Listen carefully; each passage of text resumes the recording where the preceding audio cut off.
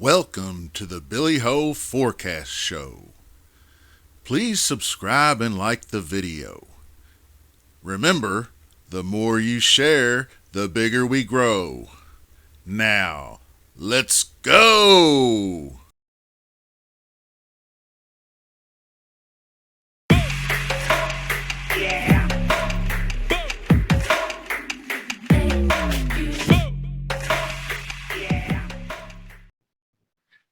Hello there, Billy Ho here, coming at you with another Tuesday show with my guest, the DFS chef David, and we are going to talk Wyndham Championship. We are in Greensboro, North Carolina at the Sedgefield Country Club. We're going to discuss DraftKings pricing, give out some guys we like, maybe some guys we're not so keen on, toss in some sleepers, so be sure to stick around for that. And I'm going to say, what's up, Dave? How are you doing? I'm doing good. Another week, last week of the regular season, and then we begin the FedEx playoffs. Begin the playoffs. Yeah, man. I feel like a bubble boy myself. I'm in that Carbon Cup contest that I signed up, and I am number 124 going into this week. So I got to hang on. I didn't drop. Actually, I only got 5 points last week. I finished like 60th or something. And I thought for sure I'm absolutely dropping out of the top 125 now. And I don't think I dropped at all. I think I stayed the same. So at least I got lucky there, but I definitely have to make a move this week. I cannot have another 50, 60th finish because there's no way I'll make the cut. So we're going to get started here. All right, Dave, we got your stat model loaded up, and we're going to start. We're going to do 9K and up since there's only 10 guys there per usual. I mean, DraftKings did a little bit better on the pricing this week than previous. It's been last couple of weeks have been awful. In my opinion, it's just been making it too easy to make lineups. And then when you're used to doing lineups a certain way all year long, and then they just throw you a big curveball like that, it's hard to make that adjustment. It's like going from playing DraftKings to playing FanDuel, or Yahoo. It's just a complete different structure. So kick us off in the 9K and up range and tell us who you like and who you don't. Well, when I saw the pricing come out, I immediately was drawn to Sung J M, who's currently ranking out third in my model. And then the next guy that I was immediately drawn to was Russell Henley, who's grading out second in my model. Mm-hmm. Obviously, Russell had been struggling for the last several weeks. And then last week, he finally turned it on again, especially in the approach play. So does he keep that going? He's riding, a 10th place finish last week. And he also, over the last 5 years here, has played the last 4 straight, and he's continuously improved his finishing position at this course over the last 4 years. So I have to think that he's going to be riding hot, wanting to go in hot to the playoffs. So I really like Henley, especially to start like a cash build. I like Henley. And the funny thing is like I was looking at this early. I mean, as soon as pricing came out, I was looking at it, and then happened to catch the Degenerates podcast last night. And who does Kenny Kim have as his cash game cornerstones? He went Lowry, which I completely understand. And Lowry's actually ranking out number 1 in my model. And I think it's a coin flip. I think it's a coin flip there. I think you can go Lowry or him to start cash builds if you want.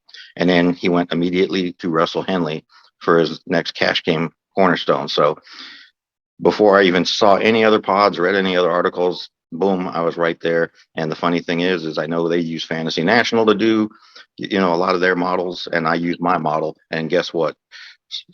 I know Kenny said that Lowry was ranking out numero uno in his model, and Henley was ranking out numero dos in his model, and Lowry is ranking out number 1 in my model, and Henley is ranking out number 2 in my model. So my model, I think, is right there on par with Fantasy National. Yeah, it appears so. I did have a question. As far as your model goes, what is your sample size, like as far as rounds played? Do you go 50, last 50? Do you go last 36? Or do No, you?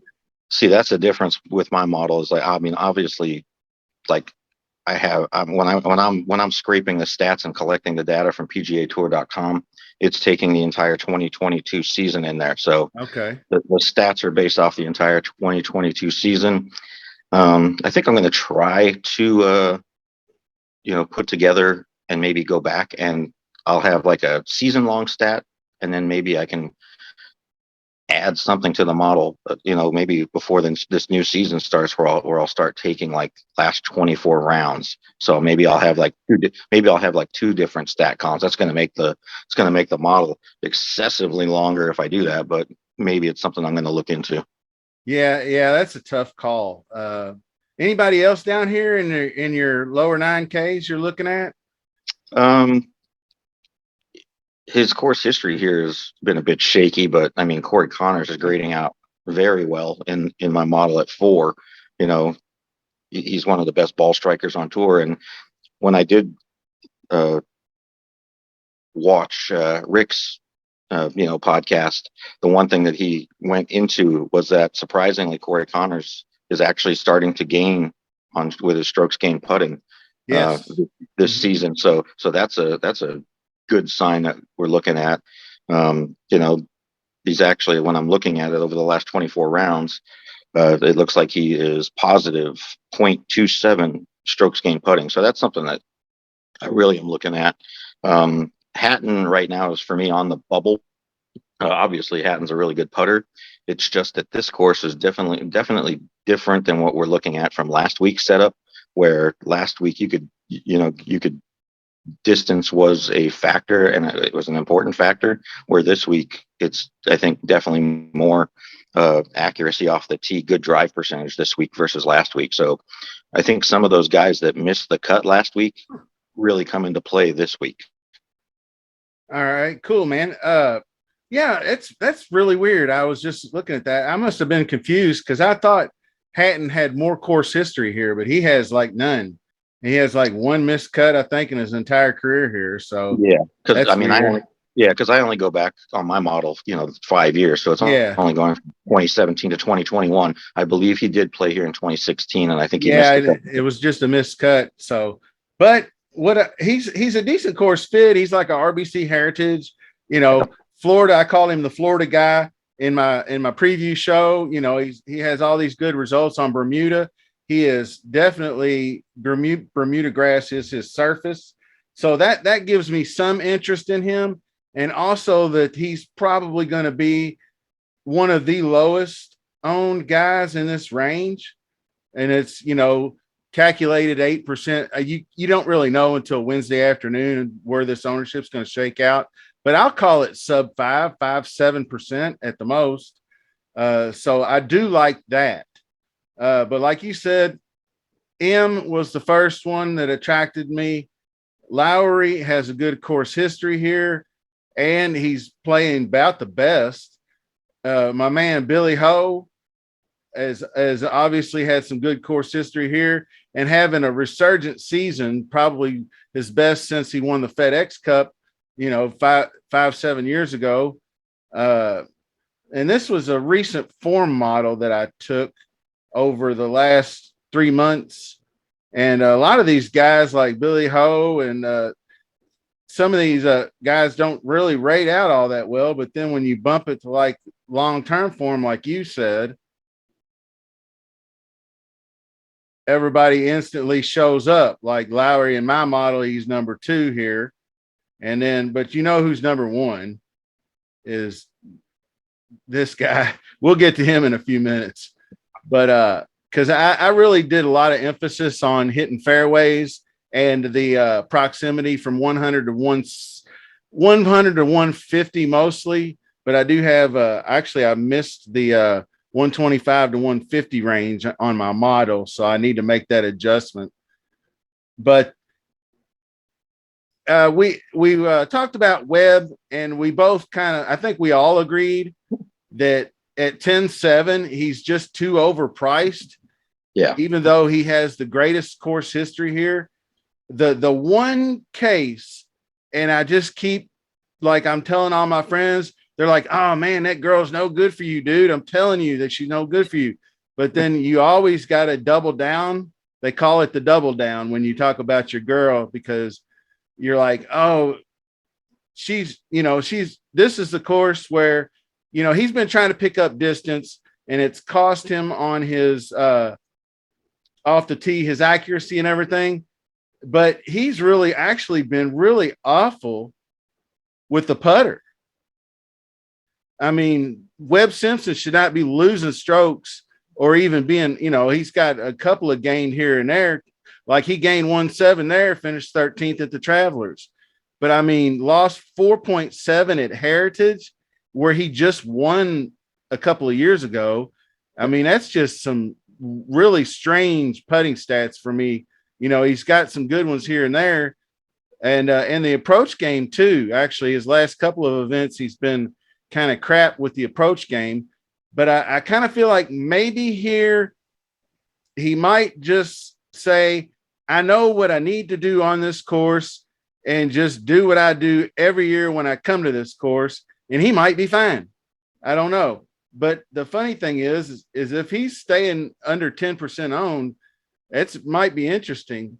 And the other guy was the top price guy, Willie Z, if he goes overlooked, because I watched him last week and he was absolutely killing the ball off the tee. And he just didn't have everything together. He had like 85%. He hit some good wedge shots, and then he'd get over those 5-7 foot birdie putts, and he'd whiff one here and there. So he was just shooting like 3 under every day, and he ended up with a middling finish. And but him, I like up top because of the ownership. And if you want to build up high, I got Billy Henley Connors, just like you did. I have some interest in Hatton at the low ownership. And if we slide into the 8Ks, the first one I'm going to go with is Denny. I feel like Denny is ready to go this week. He's back on Bermuda. Not only is he probably the best putter in this tournament, but he's even better on Bermuda. And he's having one of the better seasons that he's ever had on the PGA Tour as far as his ball striking. I can remember reading just a quick tidbit article on him last fall coming into this year, where he's really working on his ball striking. And he found a couple of things with his iron play. So I feel pretty good about him. And Siwoo, I'm not I don't know if I can fully trust him this week. Everybody, of course, he went low owned last week and he did really well, but he gained 8 strokes short game, and he gained 7.5 strokes gained total last week in his finish. So he did everything with around the green and putting. He can flip the irons in a heartbeat, so it's kind of interesting. Kevin Kisner is a guy that I think might be the week to play him, because people were kind of on him at even a higher price last week because he had, quote unquote, the best strokes gained total at the 3 years of the Rocket Mortgage. But that just still didn't seem like the course fit for him because he's not long off the tee. I think he's got a better course history here. Of course, he is the defending champion, and he's at a cheaper price. I think he's probably a really good pivot off of Kim, who's going to be 17 to 18% owned. Kim is on his 5th tournament straight, I think. I don't know if he'll have fatigue factor or not. He's still a young guy. Pendrith, I'm going to struggle to go back to because this course, you can still hit it far. It's just you're going to be penalized a hell of a lot more for missing fairways. So that you just have to be aware of that. But my favorite play in this range is Christian Bezadenhout. The man, this is a shorter course, so he's kind of short off the tee, but he's pretty accurate, decently accurate. But he's pretty good in the right ranges and with the irons, and he's really, really good putter. And he's been playing really, really well lately. He's got a lot of made cuts. I'm just going to take a quick look at his I mean, he's got his Bermuda puttings off the chain. The second at the John Deere, he went way low. He's got these monster spike like 8-4, 8-1. Down here, he's got a few fours, but he's got 7-2, 6-5. If he has one 5-6, 5-2, if he has one of them 4 to 8 strokes gain putting rounds, he's going to be in really good shape, because for him to be able to gain off the tee and on approach, that's dangerous for him. So I really like that. To sum it up, I'm going to probably pass to you on these lower 8K guys, because I'm not 100% sure where I land on them. I don't think I'm going to go back. Rose is kind of an unknown. He withdrew from the Open. Not really sure what up with that. I'm a little skeptical on Poston. He's way too highly owned. I usually like JT Poston at a sub 10, but just real quick, he's looking between 15 and 20. So where are you landing on the 8K range, and lead us into the sevens as well? Yeah, I mean, we're definitely on the same page, I think, in the 8K range. And like last week had a ton of 7K plays. This week, it's a ton of 8K plays this week. And like I mentioned, a couple guys that missed the cut last week, they set up way better for this course this week. And that is, Denny McCarthy. Kisner's obviously sets up a lot better for this course. But for me, I don't know. Kisner's, just someone that's on the fence for me. Yeah, I mean, me even too. though he's got that good course history, his recent form will spike every now and then, but overall his recent form this year is not on par with the Kevin Kisner that we're used to. And he'll watch him go out and win again this week. But let's not back to back. let's not forget the guy that gave this thing away last year was Adam Scott. I mean, Adam Scott missed a 4-foot putt last year to lose this thing. So Right. it was all Adam Scott's to win last year, and he gave it away. And it was like a 6-man playoff too, or something like that. And he birdied the second hole, and nobody else was able to, so he won the tournament. Yeah. But I mean, McCarthy for sure is someone I'm looking at going back to this week after missing the cut last week. I had a little bit of him last week, but nowhere near what the field had of him last week, because I was a little leery on him last week, especially at that course. Siwoo, I mean, you saw what I put in the Discord. I said, that most people I think are going to start their builds either going Henley, Im, or even McCarthy. And Siwoo to start cash builds. And I mean, I know Siwoo's a little bit of a, every now and then he'll go up and down, but Siwoo's having one of his best years of his career right now. When you look at the long form over 2022, and he continuously gets better here at this course. He really likes Donald Ross designs. So I do feel safe using Siwoo in cash. I'm not going to call him Tom Kim. I'm going to keep calling him Ju Young Kim. He's a guy that, I mean, like we mentioned, all these kids are upcoming superstars. Ju Young Kim is showing that he is that guy too. I was surprised to see his price spike up, that much. But when you consider it between Ju Young and Pendrith, who Pendrith is what helped me win quite a bit of money last week.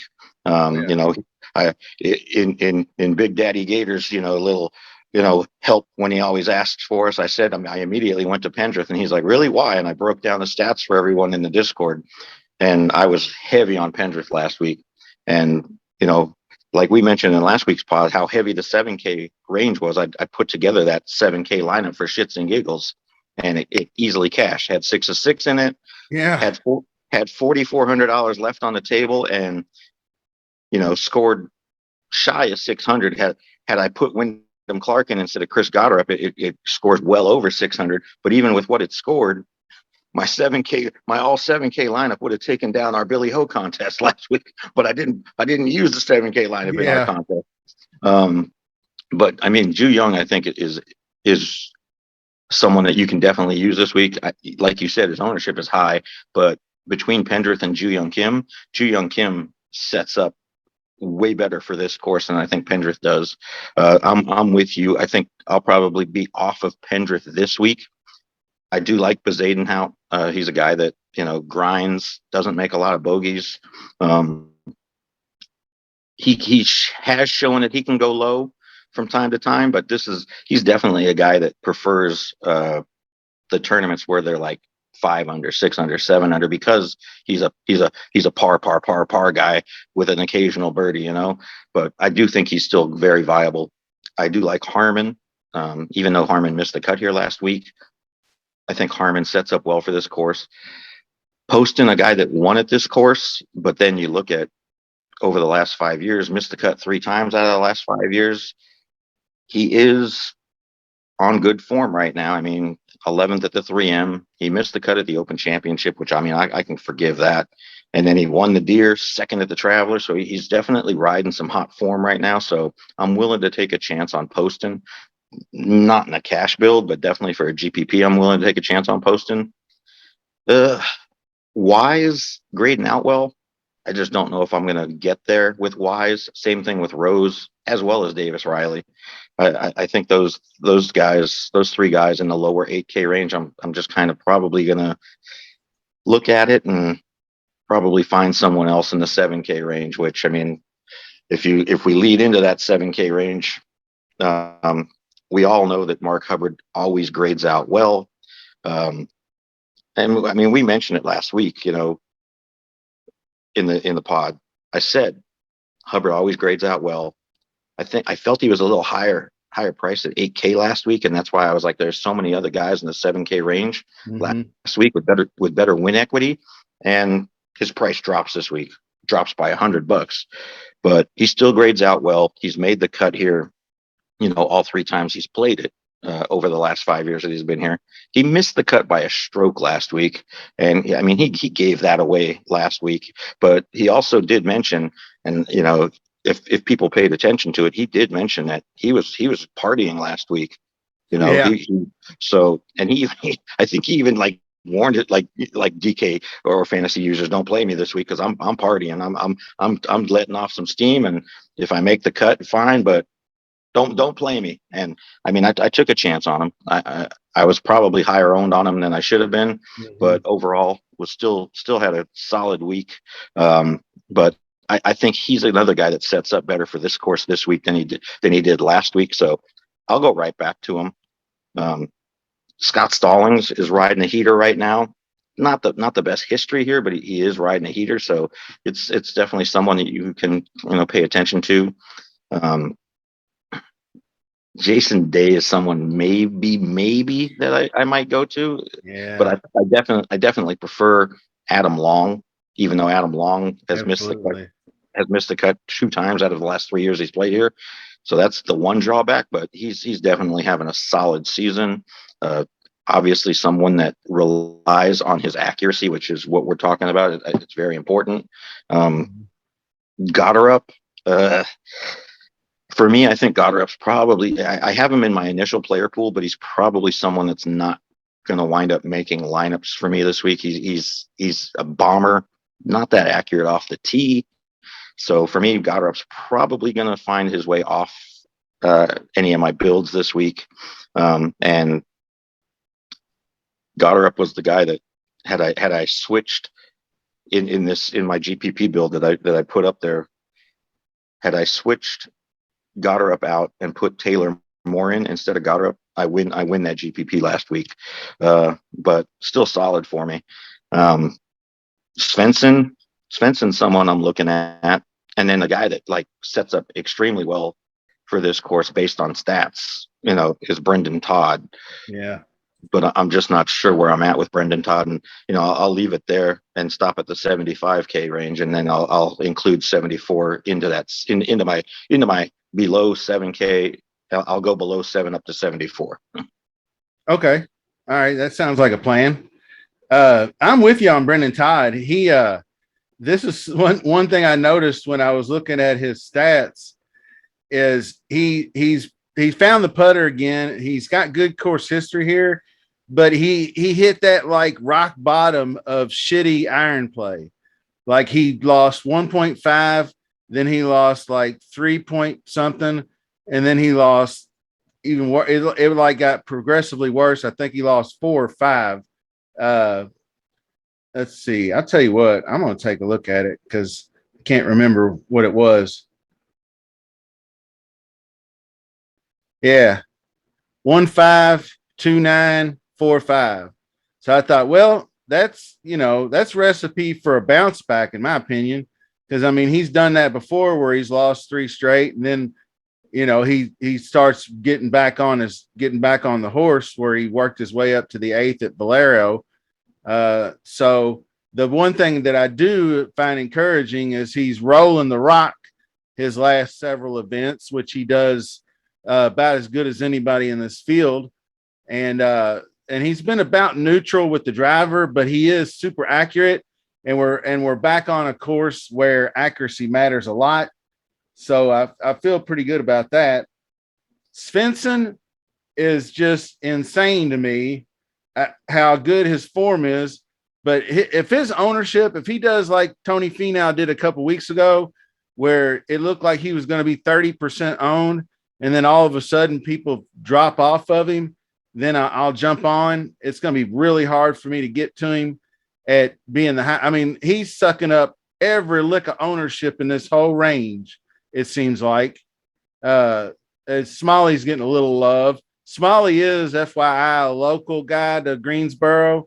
And so I believe he's got some familiarity with the course.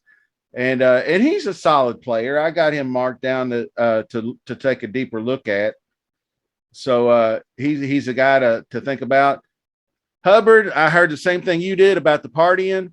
I went looking for a YouTube. I was like, I need to find a podcast on him. And golf.com, these guys had a pod and they interviewed him. And he's like best buddies with Joel Damon and Wyndham Clark and those guys. And he almost sounded like he was on vacation. They rented a house together and all they did was just party. And he talked about drinking and driving a golf cart through the drive-through and just doing crazy drunken shenanigans with his buddies. Just telling stories to these guys. Really nice guy. I actually gained a lot more like for him after the interview because he just seems like a regular dude. Athletic as hell, though. He's like, I could have played basketball. I could have been a professional skier, but I thought golf was the safest one to go where I wouldn't get hurt. so he got to choose which one he was going to be great at. But going off of that, I think maybe to go back because his irons have been so good. So I think if the ownership's right, I might go back to him. But then again, I might just eat it. I don't know yet. Adam Long, I was totally on board with you. So he's looking good. He does scare me though because he is his upside seems like it can be limited at times. I already mentioned Seabez. Poston, I wasn't 100 on because of the ownership and his course history. Besides the win, is not all that great. Munoz was somebody I'm going to look into on a little bit more because he has been on an absolute impressive run this year. I mean, he's made damn near every single cut all year long, and he loves an easy course. So I'll be looking at that. And let's see. Todd, Munoz, Hubbard again. And just I don't know how much I'm going to dip into the 6Ks. But I'll go ahead and let you do your 74 and 6Ks, and then I'll chime in at the tail end there. Yeah, sure thing. I'll rattle these guys off quick. Ches Reavie, obviously someone that relies on accuracy. Not the best course history, but he is starting to regain some form this year, especially over the last several weeks. I mean, he missed the cut at the Deer, but overall, been pretty good. He won the Barracuda. So I think Reavie could be somebody to look at in GPPs. I owned this guy quite a bit last week, and that's Callum Tarrant. But I don't know if he is someone that really sets up well for this course. He's not the most accurate off the tee. He can definitely bomb it, and he is a very good putter. So it's someone that I'm looking at, but I don't know if he's going to be in my lineups. I mentioned English last week. He missed the cut by a stroke. Maybe I was a week too early on him, Maybe this is Possibly. the week. Maybe this is the week to give him a shot because I mean he does have exceptional course history. I believe he's like 7 for 7 in made cuts at this event. Yeah, he's got a good streak. The guy that I forgot to mention on the pod last week, but as soon as we ended the pod, I messaged you in the Discord. I said Taylor Moore is the guy that I forgot to mention last week on the pod, and he crushed it last week. And I do think that he's someone that you can go back to this week. Obviously, his price has increased, but well worth the increase based on what he's been doing recently. A guy that I don't play that often, but I do think he sets up well for this course. Russell Knox is someone that I'm looking at. Another guy who he hasn't done well at this course, but when you look at what he's done at some of the comp courses I was looking at, especially this year, he's not down on my player pool, I don't believe, but I think he's someone that might get added to the player pool, whereas other guys might get bumped off. Is Matthew Neesmith, based on the comp course finishes he's had this year. Grayson Sig was someone I wrote down, but I think I prefer Neesmith over Sig. So I think that might be a guy that winds up getting bumped down and Neesmith getting added. Lee Hodges, I mentioned last week, and he's continuously riding a heater right now. So I do think Hodges comes into play, but I do like Tyler Duncan this week. Duncan, someone very accurate off the tee, good putter. So you can see he's grading out 9th in my model. I do think Tyler Duncan is very much in play this week. Michael Thompson, another guy. I looked at him last week and I was really close to clicking on him last week, but I just didn't. And, he had a solid finish last week. And I do think he's someone, Michael Thompson is, he's on a bit of a run. Yeah. I think to me, Michael Thompson is a less expensive version of Brendan Todd. I think those two guys are like kind of the same golfer. I mentioned Hayden Buckley last week, and Hayden Buckley's continuously on a heater right now. So I do like Hayden Buckley as we get into the 6K range. Sabatini made the cut last week. Not a strong finish, 49th, but he does have good course history here. So Sabatini's someone. Exactly. Sabatini's someone that I'm on the radar with. A guy that had heavy ownership last week based on his price and then missed the cut was Chesson Hadley. But I think he sets up better at this course this week than he did last week, just like Denny. So I don't mind going right back to the well with Chesson Hadley this week. And then same with Gligic. Gligic, another guy missed the cut last week who had a lot of ownership, but I think he might be better at this course. This is going to probably turn into a putting contest. So when we talk putting, Peter Malnati always comes into play when we talk putters at 6,800. And then when we keep going lower down the range, surprisingly, when I was watching the Degenerates podcast last week, Kenny went like way low and put Jason Duffner as his final cash game cornerstone. And whew, that's a reach. That's ugly. I'm sure he's hoping that he gets 5 of 6 because I don't know about Duffner. I know he's made like his last 2 out of 3 cuts, but 2 out of those 3 were the alternate field events at Barracuda and Barbasol. So I don't know if I can do that, but I would be willing to go down to like someone like Bo Hogue, who hasn't been too bad. But if I'm going to have to go like really low, the guy that I would take a chance on really low would probably be Roger Sloan based on his course history here. Yeah. And especially since he's made a few of his last cuts, I'd feel safer going Sloan than Duffner, but that's kind of where I'm at right now. And then there were a couple guys that obviously made the Open that qualified yesterday. I want to find out where their pricing is because there is, I think, one guy that made the qualifier that I could possibly consider, but I want to see where his price is, and that's Yannick Paul, who had back to back 20th place finishes at the alternate field events. But if he's going to be 63 and under, which I have a feeling he might be priced above 63, but he's someone that I'm looking at to see where his price is going to be. Oh, okay. You got him down here ready. Okay. Yeah.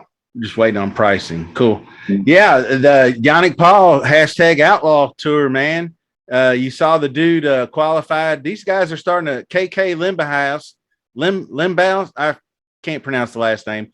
He had a solid finish after qualifying. These dudes, when we were in the COVID break, that outlaw DFS carried me through. I loved playing that stuff, and it was like, I won't say it was printing money, but I won 3 out of every 4 weeks that I played it, and it was just nothing but birdie fests every week. These guys are made; they're built to go low. Yannick has a brother. Forgot what his brother's name was, but those two brothers played Limbaus, and there's a couple other dudes in there. I'm really, really scared to do it, but I feel you on the Roger Sloan, but his recent form has just been ass lately. I looked at that and I said, man, this dude, he looks like he's good to go if you want a low price punt. And then I looked at his recent form and he can't hit his ass with either hand lately. So I'm skeptical there, but it's still worth a punt if you're going to punt, because at least he's played well here before. Our boy Sung Yil, notice on the second hole. I don't know if you saw how he missed the cut, but he comes out and birdie's number one after, so he's off to a good start. Then he comes up at 2 and he's obviously terrible off the tee. Well, he whacks one out of bounds off the tee. And then, so he's hitting 3 again, or he's 1-2 hitting 3, I think. And then he hits another one out of bounds. So he's got to go back and re-tee it up. But he tees it back up and proceeds to hit it in the fairway, knock it on the green, and make a 6 or a 7. I'm sorry. So he lost 4 strokes out of bounds and penalties, and then stepped back to the tee and made it would have been a birdie. Go figure. But the dude scored 39, like Tyler Tambo said, and he scored 39 DraftKings points, which, it's obviously not going to be as good as anybody that makes the cut. But if you look at the top scores that didn't make the cut, I bet he was number 1. Yeah. The guy makes a ton of birdies, so he might be worth going after. I pointed out Vaughn Taylor. I always hate playing this guy because he seems to come out and shoots 4 under on Thursday, and then you think you're in good shape, and then he shoots 75 on Friday and he misses the cut. But he does have he has a cut, I guess, a couple cuts here. He had to withdraw from the Rocket, but I'll have to go back and look at that. But he's been ass lately anyway, so I'm not 100% sure on him. But I wrote down Sabatini, I was with you on, Hadley, and the other one was Arabon Lahiri. And this dude loves these like spongy Bermuda fairway courses. Like you always see him show up in those Asian swing events where the CJ Cup used to play, and where it's tropical and rainy. And FYI, there is a shit ton of rain in the forecast next week. We just don't know when it's going to hit. It looks like Friday PM is when it's going to start, but it looks like it's Friday, Saturday, Sunday, Monday. So possibly, well, all righty then. That's going to do it for the Tuesday show with David, the DFS chef. We ran a little long there, so apologize for that. Appreciate you joining me, Dave. As always, you can find him on Twitter at the DFS chef. You can find me at BILLYAH40 on Twitter, Bill Ya40. And thanks for everybody that subscribed. Tell your friends, more subscriptions. I want to hit that 150 mark this week. We only got about 5 more to go. So let's get her done, fellas and ladies. Appreciate everybody for joining me. And until next time, peace.